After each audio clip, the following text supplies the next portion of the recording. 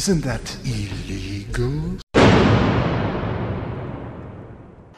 I've got some facts and figures for you, some official statistics. According to the CIA World Factbook, as of July 2006 there were approximately 6.5 billion people in the world. Now that number's growing by 1.14% per year, which means that this time next year there will be around 75 million more people on the planet than there are now.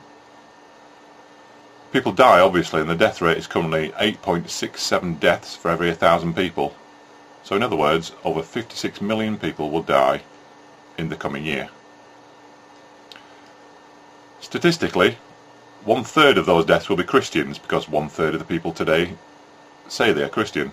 So if you believe the message of the Bible is true, 80 million people, 1/3 of the people who die, will ascend up to heaven, enter the pearly gates, and have a lovely time flitting around from cloud to cloud on their new wings, playing the harp and trying to get Jesus' autograph. About 1/5 of the people who die, again according to the statistics, will be Muslims. And if they're right, if Allah really is the one true God, this time it will be the people who believed in him who are allowed up into heaven.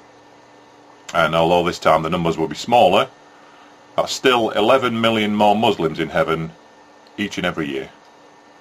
Now you might look at those two religions and think how wonderful the God of Christianity or the God of Islam is, giving eternal peace and happiness to millions and millions of dead people. And let's face it, if you're dead, your options are pretty limited, so the concept of a place where you're going to live forever and never feel pain or suffering is going to sound quite appealing to you. On the other hand, welcoming all those people into heaven is only part of God's big plan. Obviously his other plan is to torture and burn everyone who doesn't make the cut in everlasting fire, everlasting torment for all eternity.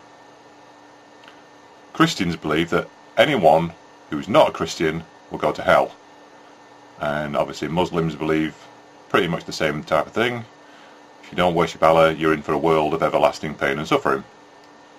What this means is that the Christian God will consciously, intentionally condemn 37 million people each and every year to hell, to roast in the fires and scream forever. That's 37 million people, all sent to the most excruciating torment and torture imaginable, all for the one crime of not believing in the right God.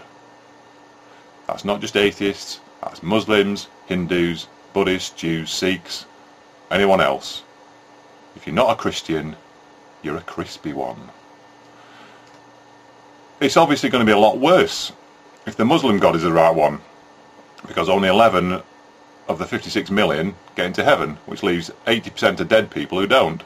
So the wonderful Allah, the God of Islam, consciously and deliberately decides to torture and burn around 45 million new people, adding 45 million more people to the total each and every year. Now actually, if you're an evangelist, you can probably reckon on there being 9 million more people sent down to the flaming pit, because half of all Christians are Catholics. And of course evangelists don't believe that Catholics are Christians at all, so they're going to fry with the rest of them. In fact, evangelism just manages to shade out Islam as the religion whose God will torture the most people in any given year. 46 million new torture victims every year if you're an evangelist. Well done, evangelism. Don't forget, that's just 1 year. The figure's for one single year, and it's every year. So in 10 years, say, 10 years from now, 370 million non-Christians will be burning. Now 370 million, that's about half the entire population of Europe at the moment.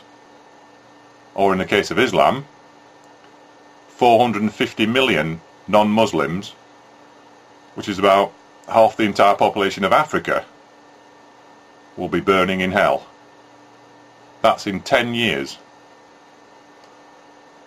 And in 100 years, now 100 years, obviously, nearly everybody alive today is going to be dead. So 2/3 of the entire population of the planet, that is 4 billion people, or 80% of the planet, which is 5 billion people if you follow Islam, they'll all be sent to hell by God, simply because they did not believe in the right God. So it's not even that a lot of these people don't believe in God at all. They believe in God, they just believe in the wrong God. You might believe in the God of the Bible just as strongly as somebody else believes in the God of the Quran. But if you do, you won't be seeing that other person over in heaven or hell when you die, because one of you is going to be cast down into agony without end, having your skin burned up over and over again for millions or even billions of years. At least that's what the Bible and the Quran say will happen. This is the reality of that all-loving, all-caring God that these two religions love so much. God condemns 37 or 45 million people, depending on which God it is, to endless torture every year. Why anyone who does that could ever get a reputation for being good is a complete mystery to me. Think about it. Are there really between 37 and 45 million people each and every year who've committed crimes so bad that they deserve to be tortured until the end of time? So you don't even need to count up all the people God killed in the Bible. Just look at how many millions of people he's adding to that fire each and every year. So, spare a thought for atheism.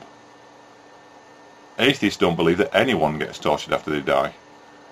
If you're Muslim, you won't be cruelly punished for your beliefs if it turns out you were wrong. If you're a Christian, atheists won't even try to scare you into believing that you should change your ways and accept atheism so that you can avoid burning in hell. Atheists want you to know that if we never change the mind of a single person, not one, if all the Christians stay faithful to Christianity, if all the Muslims keep on praying to Allah, and all the Hindus keep on doing whatever it is they do, nobody, zero, not a single person who dies will suffer in fiery torment for all time. Not one. So if it was a choice, and it isn't a choice for me because I don't believe in God, so I can't choose because I don't believe.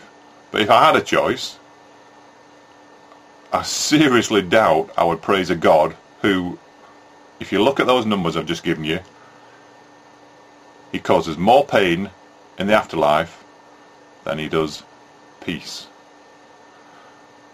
And all because you didn't believe in him. Isn't that illegal? Censor your kid's ideas, censor your child's inspiration, censor all that. Expect a really heavy return spring, because you know what? That kid's going to turn her on you, and you're never ever going to have a part of his life again. Casting off the chains of the world. But enough about me.